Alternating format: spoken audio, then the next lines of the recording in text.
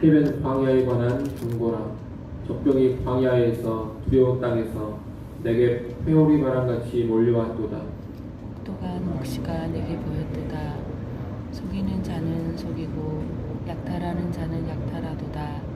엘림이여 올라가고 메대여 에워싸라. 그의 모든 탄식을 내가 그치게 하였노라 하시도다. 이러므로 나의 요통이 심하여 해산이 임박한 여인의 고통 같은 고통이 나를 엄습하였으므로 내가 괴로워서 듣지 못하며 놀라서 보지 못하도다. 내 마음이 어지럽고 두려움이 나를 놀라게 하며 희망의 서광이 변하여 내게 떨림이 되도다. 그들이 식탁을 베풀고 한숟군을 세우고 먹고 마시도다. 너희 고관들아 일어나 방패에 기름을 바를지어다. 주께서 내게 이르시되 가서 파수꾼을 세우고 그가 보는 것을 보고하게 하되 마병대가 쌍쌍이 오는 것과 나귀떼와 낙타떼를 보거든 귀 기울여 자세히 들으라 하셨더니 파수꾼이 사자같이 부르짖기를 주여 내가 낮에 늘 망대에 서 있었고 밤이 새도록 파수하는 곳에 있었더니 보소서 마병대가 쌍쌍이 오나이다 하니 그가 대답하여 이르시되 함락되었도다 함락되었도다 바벨론이여 그들이 조각한 신상들이 다 부서져 땅에 떨어졌도다 하시도다. 내가 질밟은 너여 내가 타작한 너여 내가 이스라엘의 하나님 만군의 여호와께 들은 대로 너희에게 전하였노라. 두마에 관한 경고라. 사람이 세일에서 나를 부르되 파수꾼이여 밤이 어떻게 되었느냐 파수꾼이여 밤이 어떻게 되었느냐. 파수꾼이 이르되 아침이 오나니 밤도 오리라. 내가 물으려거든 물으라. 너희는 돌아올지니라 하더라. 아라비아에 관한 경고라. 그다음 대상들이여 너희가 아라비아 수풀에서 유수가리라. 대마 땅의 주민들아 물을 가져다가 목마른 자에게 주고 떡을 가지고 도피하는 자를 영접하라. 그들이 칼날을 피하며 뺀 칼과 당긴 활과 전쟁의 어려움에서 도망하였음이니라. 주께서 이같이 내게 이르시되 품꾼의 정한 기한같이 1년 내에 게달의 영광이 다 세멸하리니 같이 봅니다. 게달 자손 중 화해 가진 용사의 남은 수가 적으리라 하시니라. 이스라엘의 하나님 여호와의 말씀이니라. 아멘. 오늘 본문은 바벨론을 비롯한 여러 나라 민족들에 대한 심판의 말씀입니다. 먼저 1절부터 10절까지 말씀은 바벨론에 관한 심판의 말씀입니다. 1절에 있는 해변 광야는 바벨론을 가리키는 말입니다. 내geb을 휩쓸고 지나가는 뜨거운 회오리 바람처럼 이제 무서운 재앙이 바벨론에 몰려옵니다. 2절에 보면 이사야는 자신이 보는 묵시를 혹독한 묵시라고 합니다. 하나님께서 바벨론을 무섭게 심판하시기에 혹독한 묵시라고 하는 겁니다.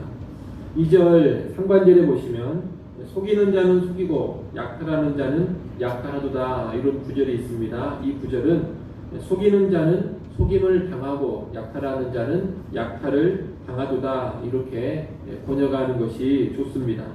바벨론이 그 전에 남을 속이고 남을 약탈했습니다. 그런데 이제 그 바벨론이 속임을 당하고 약탈을 당한다는 뜻입니다.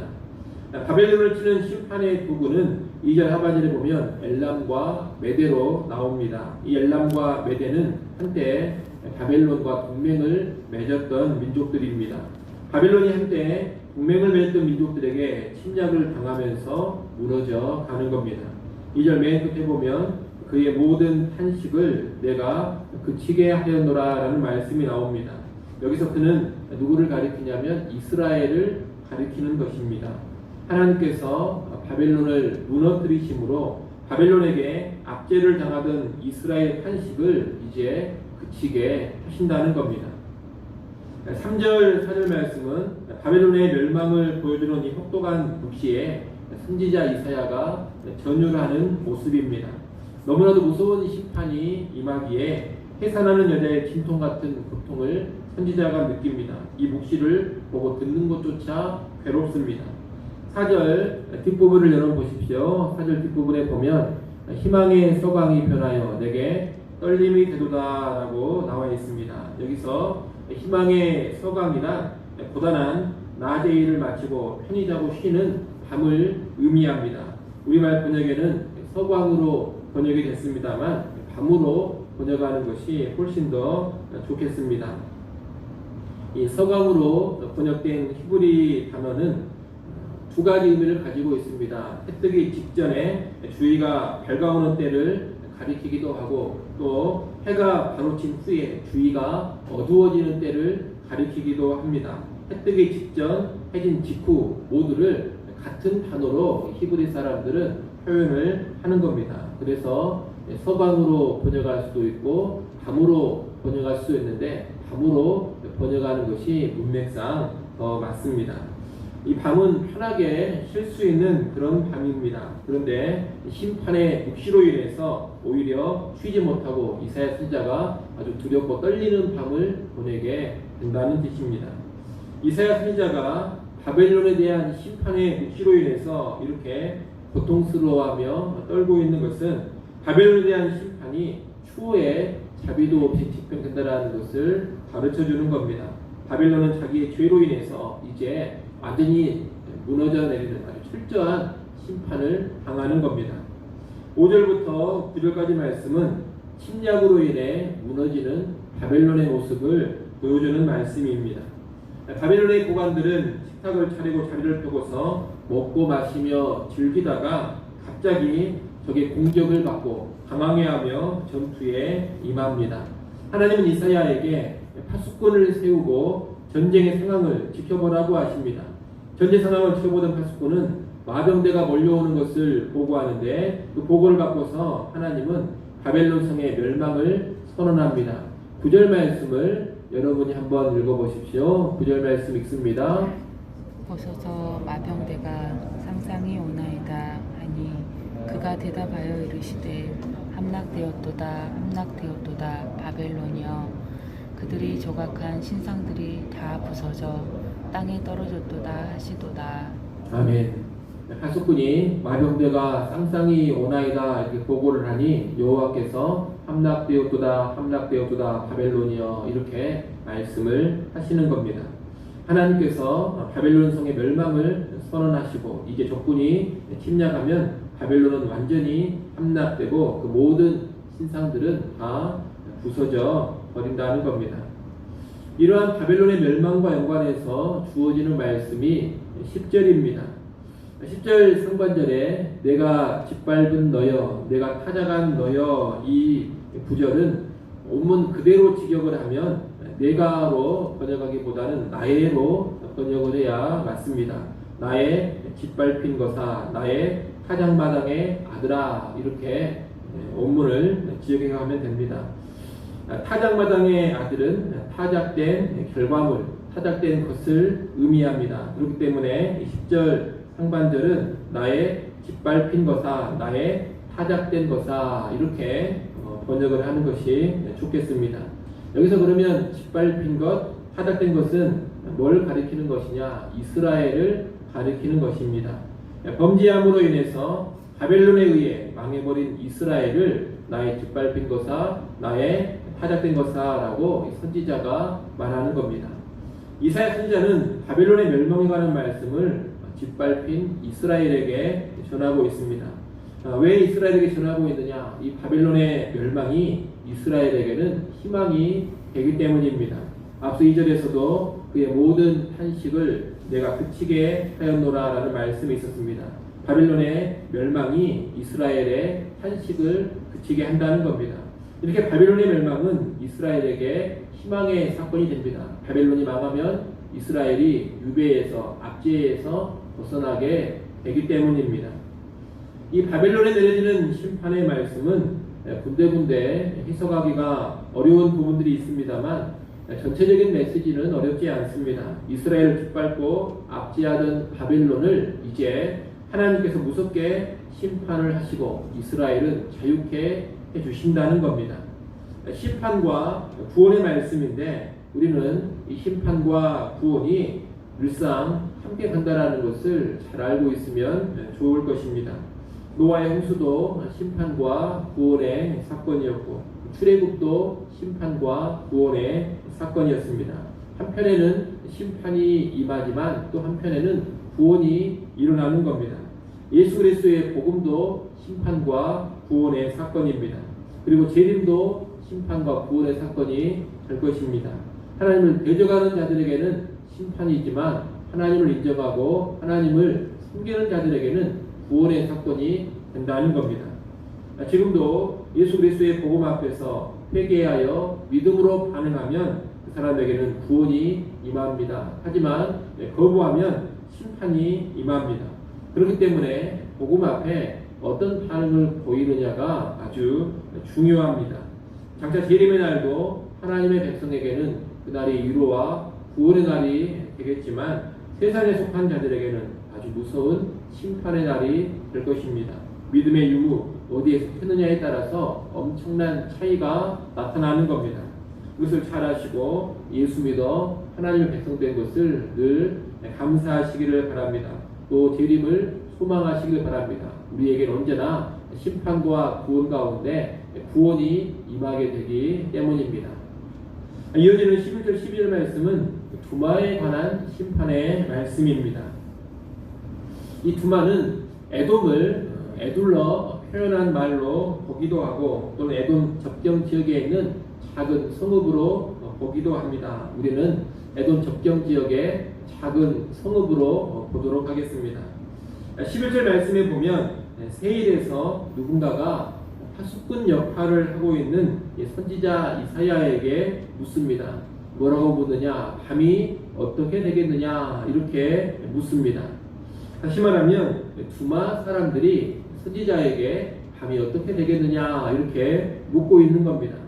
여기서는 밤이 뭘 의미하느냐? 암담한 때, 재앙의 때를 의미합니다. 이 암담한 밤, 재앙의 밤, 이 어두운 밤을 그들이 당하고 있는데 이 어두운 밤이 언제 끝날지를 선지자에게 묻고 있는 겁니다. 이에 대한 답이 뭡니까? 이에 대한 답은 아침이 오나니 밤도 오리라입니다. 아침이 오나니 밤도 오리라 이 답은 이 밤이 쉽사리 끝나지 않는다라는 것을 의미합니다.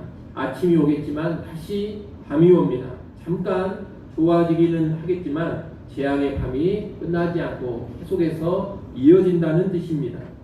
선자는 바로 이어서 어떤 말씀을 덧붙이느냐? 네가 물으려거든 물으라 너희는 돌아올지니라 이렇게 말을 덧붙이고 있습니다. 아주 모호한 말인데 밤이 언제 끝난지를 묻는 이에게 물으려거든 돌아와 물어라 이런 말을 하고 있는 겁니다. 이 구절을 명확하게 해석하기는 힘듭니다만 이렇게 생각해 볼 수가 있겠습니다. 선지자는 밤이 언제 끝날지를 묻는 질문에 밤은 앞으로도 계속된다고 이미 답변을 했습니다. 그러나 이 밤이 영원히 지속되지는 않습니다.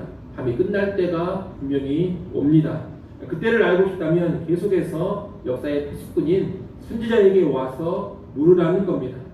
고난의 밤은 당분간 지속됩니다. 그러나 하나님의 말씀을 전하는 선지자에게 와서 밤이 언제 끝날지를 계속해서 물으면 소망을 품을 수가 있는 겁니다.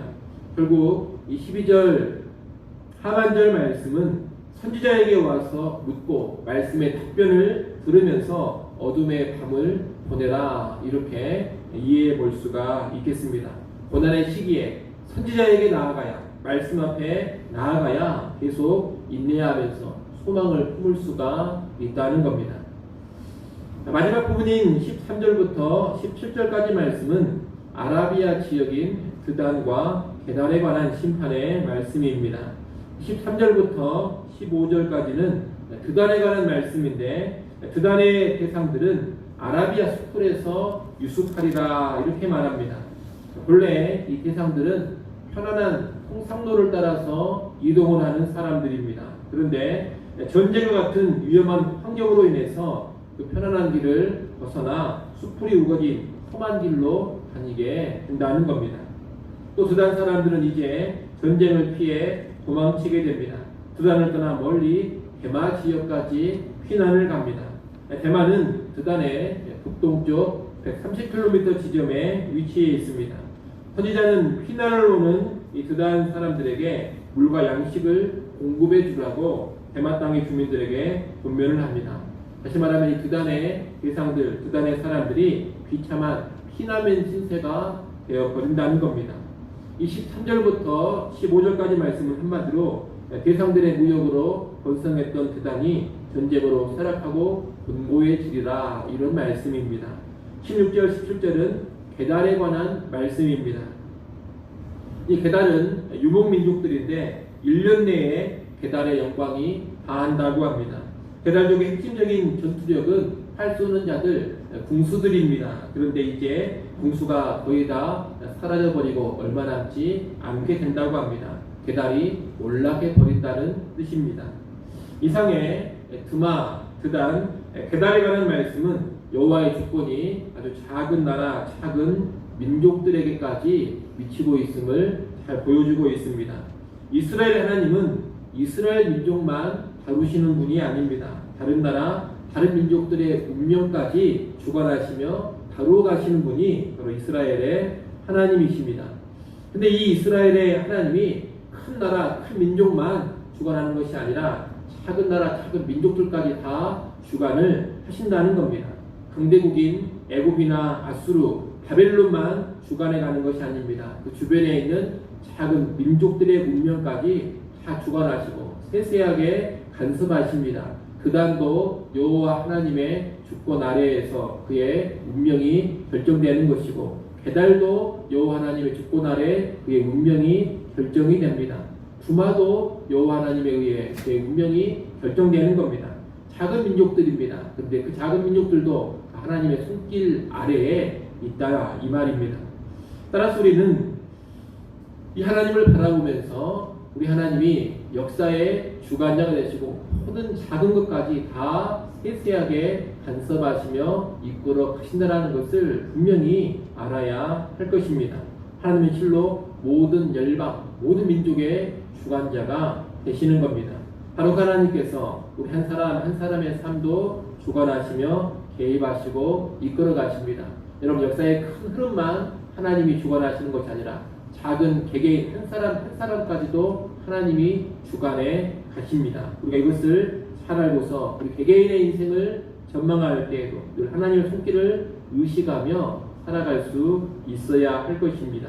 개인의 인생이라든가 크고 작은 나라들과 민족들의 상황을 보면서 결코 우연이라든가 그냥 되는 일로 생각하지 마십시오. 모든 것이 하나님의 뜻 가운데 이루어져 가는 과정들입니다. 그러니 언제나 하나님의 주권적인 손길을 의식하시고 하나님 중심의 시야로 모든 것을 바라볼 수 있기를 바랍니다. 특별히 하나님의 뜻과 계획이 하나님의 말씀에 잘 나와 있습니다. 그러니 신자들은 복잡한한 세상사와 개인사 가운데 늘 하나님의 말씀 앞으로 나아가야 합니다. 말씀을 들으며 개인과 세상을 이해해야 되고, 말씀을 들으면서 개인사, 세상사를 분별하면서 살아가야 하는 겁니다.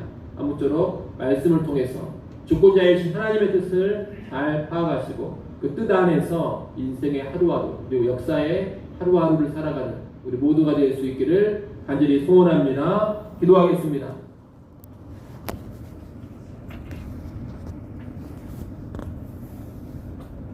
하나님 아버지, 우리 하나님께서 심판과 구원의 하나님이라는 것을 잘 알게 하여 주옵소서. 한편으로는 심판을 내리시지만 또 한편으로는 구원을 이루시는 분이 하나님인 줄 알고 우리 하나님 앞에서 심판이 아닌 구원의 대열에 언제나 서게 하여 주옵소서. 예수 믿는 믿음 안에 오업하게 하시고 하나님의 백성으로 이 땅을 살아가게 하여 주옵소서. 그래 하나님께서 심판과 구원을 행하실 때 구원의 백성으로 든든히 서게 하여 주옵소서. 역사의 주관자가 하나님이신 것을 다시 한번 깨닫고 고백합니다.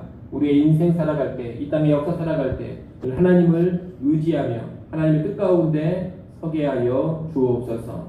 하나님, 오늘 하루도 늘 주님을 의지하며 살게 하시고 이 시간도 하나님 앞에 간절히 엎드리며 하나님을 간절히 의지케 하여 주옵소서. 예수님의 이름으로 기도드리옵나이다. 아멘.